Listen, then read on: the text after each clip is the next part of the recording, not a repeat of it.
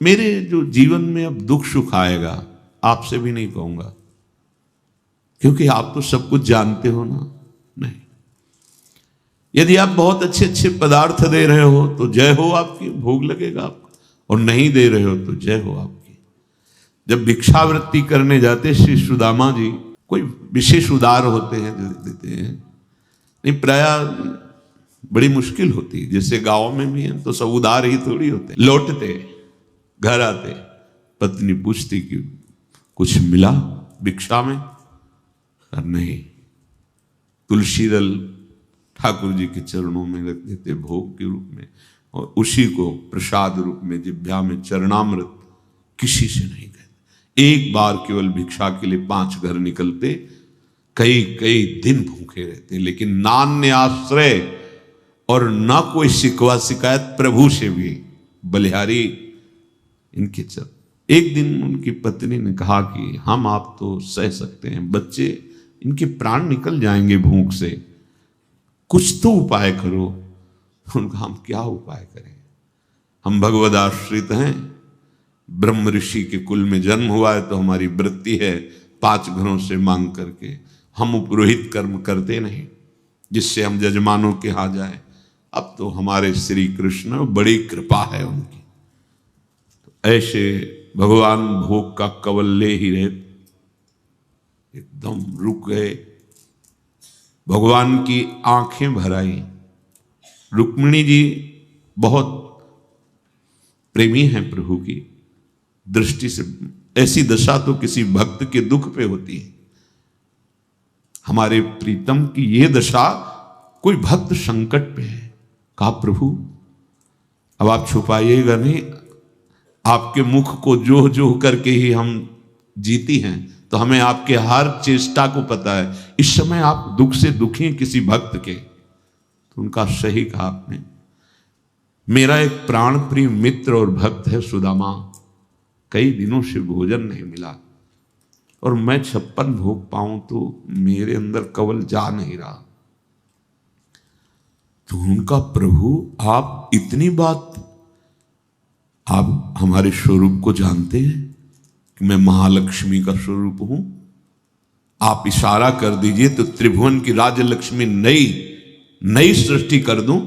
आप दुखी क्यों हो रहे हैं? बोले बस समस्या तो यही है कि वो कुछ चाहता नहीं, चाह कर ले तब ना, वो चाहता नहीं। कैसे दे दूं ये माया, कैसे दे दूं जब चाह नहीं कर रहा? बोले पैदा करो जाके चाह। रुक्मिणी जी ने कहा हम आपको ऐसे नहीं देख सकती, आप जाओ। और तो बोले मेरी सामर्थ्य नहीं कि सुदामा के हृदय में चाह पैदा कर दे। हां, अच्छी सलाह दी। उनकी पत्नी की तो चाह पैदा कर सकते हैं, लेकिन सुदामा के, भगवान कह रहे मेरी सामर्थ्य और नहीं है। नरसिंह भगवान 5 वर्ष के बालक प्रहलाद से कहते मेरी आज्ञा का पालन करो। मैं आज्ञा करता हूं, वरदान मांगो। स्वामी की आज्ञा अक्षरशः पालन की जाती है। प्रहलाद जी ने कहा प्रभु अवश्य, मैं एक वरदान मांगता हूं कि मेरे हृदय में कोई मांगने की इच्छा ही ना हो। ये आज्ञा का भी पालन हो गया और भक्ति की स्थिति भी जाग, भगवान भी है उसके हृदय में, क्योंकि भगवान से बढ़कर उनका नाम उसके हृदय में विराजमान। समझो, आप समझो, भक्ति के स्वरूप को समझो। भगवान भिक्षुक के रूप में अपने भक्त के घर जाते हैं। भिक्षाम देहि, अतिथि धर्म का ज्ञान रखने वाली महाभागवत सुदामा जी की पत्नी सुशीला, ऐसा कुछ नाम था, निकली और उनका क्षमा कीजिएगा, हमारे घर में जनना शौच चल रहा है। जनना शौच जन्म बालक का होता है तब उसे माना, मरना शौच और जनना शौच होता है। ठीक है हम 10 दिन बाद आ जाएंगे। बोल मत आना। क्यों? क्योंकि ऐसा बालक का जन्म हुआ है कि जीवन में हम कभी पवित्र नहीं हो सकते। ऐसा तो हमने सुना ही नहीं। बोले सुन लो, हमारे यहां दरिद्र रूपी बालक जन्मा है, अर्थात हमारे यहां एक कण भी नहीं जो मैं आपको दे सकूं। कभी होगा ऐसी भी संभावना नहीं, इसलिए आप कभी मत आना। तो उनका मैं भिक्षा करता रहता हूं, मुझे पता चला है कि तुम्हारे पति सुदामा के मित्र हैं भगवान द्वारिकाधीश। अगर एक बार ये तुम्हारे पति चले जाएं तो ये सब नष्ट हो जाएगी दरिद्रता, और आप सुखपूर्वक जी सकेंगी। अच्छा अब हम चलते हैं। सुदामा जी घर पधारे। प्रायः ऐसा है कि नहीं मिलती थी, लोग दरवाजा बंद कर लेते थे। बड़ा विचित्र कसौटी होती है भगवान की ऊंचाई पर, जो भक्ति की चरम सीमा है। देखो ना, प्रहलाद जी को आग में जलाना, विष पिलाना, ये सब, पर वो सामर्थ्य ऐसी, आप डरना नहीं। जो जितना बड़ा योद्धा होता है वैसे ही उसके सामने विपक्ष रखा जाता है। आप लोग इतने बड़े योद्धा नहीं हैं कि आप डरे। आपको डरने की जरूरत नहीं है कि भगवान ऐसी परीक्षा लेंगे। सामर्थ्य अपने भक्तों की वो दर्शन कराते, नहीं तो हम उनके कैसे गुण गाते। सुदामा जी की पत्नी ने कहा कि कोई एक भिक्षुक आया था, वो बोला कि द्वारिकाधीश आपके मित्र हैं? तो उनका मित्र का प्राण है, जीवन है, आत्मा है, सर्वस्व है वो तो। फिर भी आपकी गरीबी उनको पता है। आप जाओ, एक बार जाओ, कुछ दे देंगे तो बच्चों का पोषण हो जाए। कभी नहीं जाऊंगा, इस बात के लिए तो कभी नहीं जाऊंगा, उनसे भी नहीं कहूंगा, नहीं नहीं, ये कभी नहीं। बहुत प्रवीण थी सुशीला जी। उन्होंने कहा कि यदि आप दर्शन के निमित्त, उन्होंने सोचा जाएंगे तो कुछ न कुछ तो दे ही देंगे, दर्शन के निमित्त। हाँ, ये सलाह तुम बहुत दिन से, पर हम समझ रहे थे कि कभी वो संकेत करे तो तेरे मुख से संकेत करे। पक्का दर्शन के लिए तो जाओ, पर कभी कुछ कहूंगा नहीं उनसे। हाँ मत कहना, पर अपने प्राण प्रिय मित्र के पास जाऊं तो कुछ तो भेंट चाहिए। गुरु के पास, मित्र के पास, बेटी के, हाँ ऐसे कुछ, भगवान के मंदिर में कुछ, पत्रम पुष्पम फलम, कुछ तो। घर में ही नहीं तो कहां से दें आपको।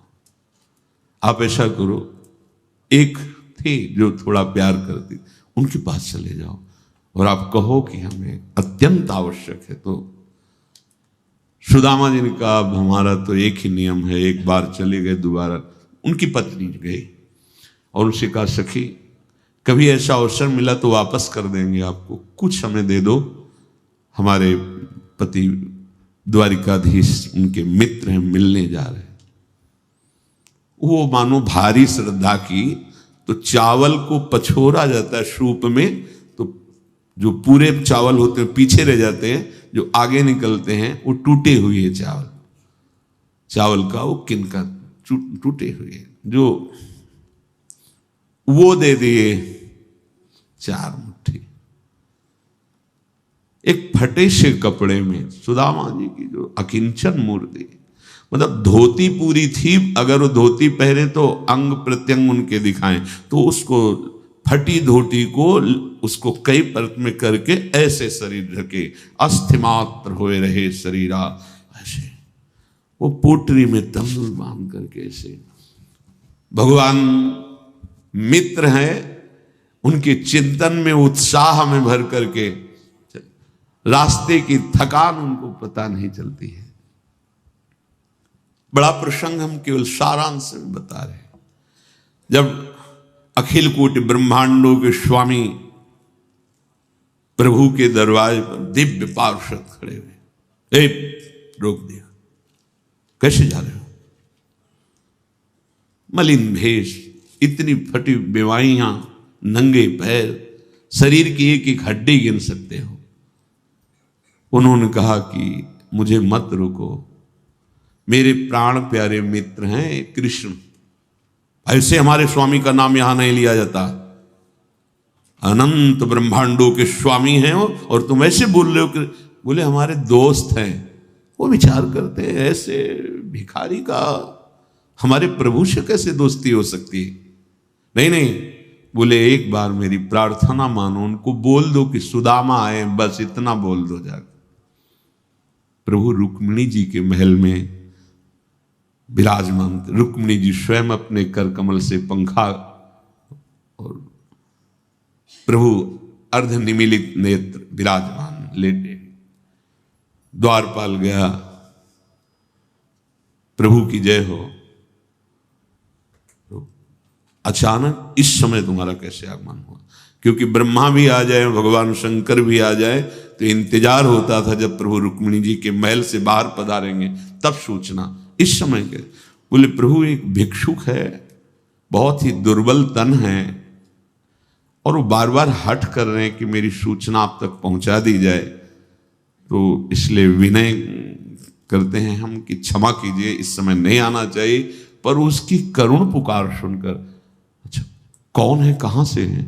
प्रभु ये तो सब नहीं, बस उन्होंने सुदामा ना, पूरा सुदामा बोल नहीं पाए, भगवान आसन से किधर और भाग पड़े से। सब आश्चर्यचकित पदाधिकारी हो रहे हैं जो भगवत पार्षद, क्या है ये और क्या है ये?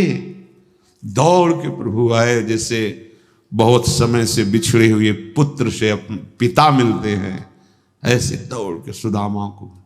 सुदामा जी बहुत संकोच में है कि मेरी हड्डियां इनके सुकुमार शरीर पर चुभ रही होंगी। वो ऐसे भगवान, ऐसी अगवानी तो ब्रह्मा जी की भी नहीं की, भगवान शंकर की भी नहीं की, जैसी सुदामा जी